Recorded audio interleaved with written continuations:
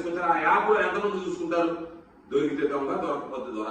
ఈ రోజు ఒకసారి చూస్తే నేరుగా వాటికి బ్రహ్మాండంగా ఆయుధ పూజ చేసే ధైర్యంగా మన దసరా పండగకి ఆ ప్లాంట్ల మీద అగలేసి పూలమాలు వేసి మామూలు ఫ్యాక్టరీ డిస్ట్రిక్ట్ చేసినట్టుగానే ఈ నకిలీ ప్లాంట్లకు సంబంధించినటువంటి దాంట్లో కూడా చేశారు. ఇది ఆయుధ పూజ చేశారు.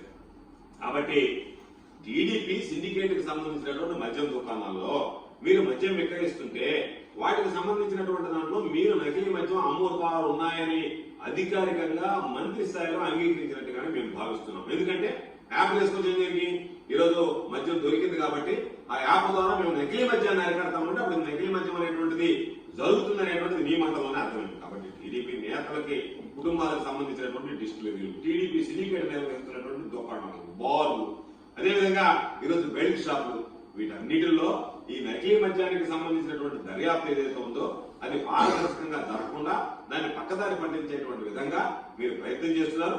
కాబట్టి నకిలీ మద్యానికి సంబంధించినటువంటి దందాలు పెద్దలకు సంబంధించినటువంటిది లేకపోతే జనార్దన్ రావు అనేటువంటి వ్యక్తి ద్వారా గుర్తు తెలియనటువంటి ప్రదేశాల్లో ఒక వీడియో షూట్ చేయించాల్సినటువంటి అవసరం ఏమొచ్చింది? రిమాండ్ రిపోర్ట్ లో మీరు కొంత విడుదల చేయాల్సినటువంటి అవసరం ఏమొచ్చింది? దాంతో పాటు వైఎస్ఆర్ కాంగ్రెస్ పార్టీ ఎంపీ మిథున్ రెడ్డి నివాసంలో హడావిడిగా సిట్ ధర సోదాలు చేయించి ఇవన్నీ కూడా దేనికి చేస్తున్నారు? మీరు ప్రజల దృష్టి మరల్చాలా? మద్యం మీద ఆలోచన కలగకూడదు, మద్యం మీద చర్చ జరగకూడదు, ప్రజల మద్యం విషయం మర్చిపోవాలా? మిథున్ రెడ్డి మీద ఆఫీసుల మీద సీటు దాడి గురించి మాట్లాడాలా, జోగి రమేష్ పాత్ర గురించి మాట్లాడాలా, మరొకటి మాట్లాడాలని కానీ ఈ రోజు కూడా కూటమి ప్రభుత్వానికి జరిగినటువంటి తప్పు స్పష్టంగా ప్రజలు గమనించారు. ప్రజలందరి రోజు ఏదైనా మద్యం ముట్టుకోవాలంటే 1-2 సార్లు ఆలోచన చేయాల్సినటువంటి పరిస్థితి నకిలీదా అసలా అని చెప్పారు.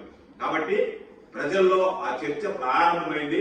ఈ పాపం అంతా కూటమి ప్రభుత్వ పాలకులదని చెప్పి ప్రజల్లో అర్థమైంది. అటువంటి పరిస్థితుల్లో మీరు ఎప్పటికైనా ప్రజల ప్రాణాల పట్ల మీకు బాధ్యత ఉంటే, మీరు రాష్ట్ర ప్రభుత్వాన్ని పాలించే అర్హత మీకుంటే మీరు స్పష్టంగా ఎప్పటికైనా సరే ఎక్కడ నకిలీ మద్యం ఉంది, ఈ నకిలీ మద్యం మూలాలు ఏమిటి, ఎప్పటి నుంచి తయారైంది, ఇంకెక్కడెక్కడ తయారవుతున్నాయనేటువంటి దాని మీద దృష్టి పెట్టండి. ఇప్పటికీ నకిలీ మద్యం కుటీర పరిశ్రమల ఎక్కడికక్కడ తయారై వస్తూనే ఉంది. వాటికి సంబంధించినటువంటి దాంట్లో ఎక్సైజ్ అధికారులు మీరు కట్టడి చేశారు, వాళ్ళు పట్టించుకోవడం లేదు. ఆ పట్టించుకోని పరిస్థితుల్లో ఆ నకిలీ మద్యం ఏదైతే ఉందో బెల్ట్ షాపుల దగ్గర నుంచి అన్ని దగ్గర రొటేట్ అవుతుంది. తాగినటువంటి వ్యక్తులు మీ ధనదాహానికి బలైపోతున్నారు. కాబట్టి నిష్పక్షపాతంగా నిష్పాక్షికంగా దీని మీద దర్యాప్తు జరపాలని దయచేసి కూటమి పెద్దలు మీకు అనేక సందర్భాలు చెప్పాం. ఆకాశం మీద ఉమ్మేస్తే మీ ముఖాన పడుతుంది అనేటువంటి విషయాన్ని గుర్తుంచుకోండి. జగన్మోహన్ రెడ్డి గారి మీద, వైఎస్ఆర్ కాంగ్రెస్ పార్టీ మీద లేకపోయినటువంటి అబండాలు వేస్తే మీరు మరింత ప్రజల్లో పలచన అవుతారనేటువంటి విషయాన్ని దృష్టిలో పెట్టుకోండి.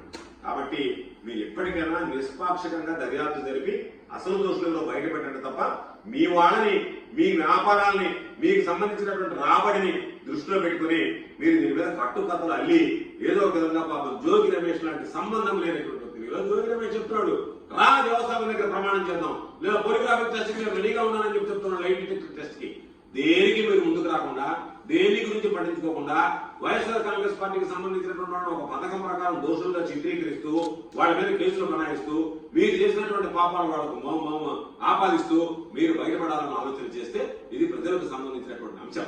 ఇంతకుముందు ప్రజలకు సంబంధించినటువంటి అంశాలు మీరు ఏదైనా చేశారని ముక్కటం పెట్టుకుని ఇది ప్రజలకు సంబంధించినటువంటి అంశం. పాపం ఈరోజు ఎవరన్నా మద్యపానం సేవించినటువంటి వాడు పాపం ప్రాణాలకి గ్యారెంటీ లేకుండా పోయింది ఆంధ్ర రాష్ట్రంలో.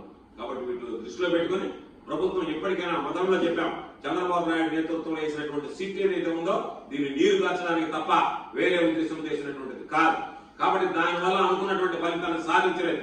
ఇప్పటికే మీరు మాట్లాడినటువంటి మాట రోజుకు ఒక మాట, నాలుగు మాటతో పెట్టి మాట్లాడుతున్నారు. మీరు ఒకరోజు మేము పట్టుకున్నాం, ఒకరోజు వాళ్ళు పట్టించారు, ఒకరోజు వీళ్ళు పట్టించారని చెప్పి. కాబట్టి మీ దగ్గర మీరు ఇచ్చేటువంటి స్టేట్మెంట్ ప్రకారమే మీ ఆధీనంలో ఉన్నటువంటి పోలీసులు, మీ ఆధీనంలో మీరు ఏర్పాటు చేసినటువంటి సిట్టు నిష్పక్షపాతంగా దర్యాప్తు జరిపి అసలైనటువంటి దోషులను పట్టుకుని ఈ నకిలీ మద్యాన్ని అరికట్టేటువంటి పరిస్థితులు లేవు. కాబట్టి ఇప్పటికైనా సిబిఐ చేత విచారణ చేయించి అసలైనటువంటి విషయాలు వెలుగు చూడాలని ప్రజలకు తెలియజెప్పాలని, దాని ద్వారానే మీరు కనీసం సిబిఐ చేత విచారణ జరిపించాలనేటువంటిదైనా మీకు ఉంటుంది తప్ప మీరు సిబిఐ విచారణ కాకుండా సిటు విచారణ చేసి ఏదో ఒక విధంగా బమ్మిని చేసి వైఎస్ఆర్ కాంగ్రెస్ పార్టీకి సంబంధించినటువంటి వ్యక్తులు దోషులుగా మీరు మార్చాలని చూస్తే మాత్రం ప్రజలు, సమాజం మిమ్మల్ని క్షమించాలని చెప్పి ఈ సందర్భంగా నేను హెచ్చరిస్తున్నాను.